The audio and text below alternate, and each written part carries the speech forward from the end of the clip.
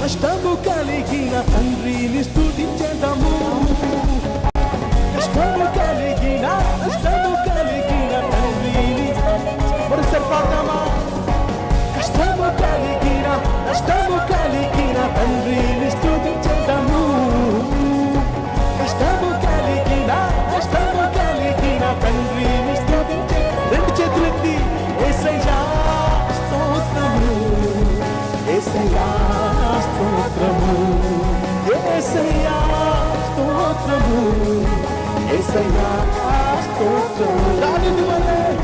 దావీదు వలె నాట్యమాడి తండ్రిని స్తుతించెదము.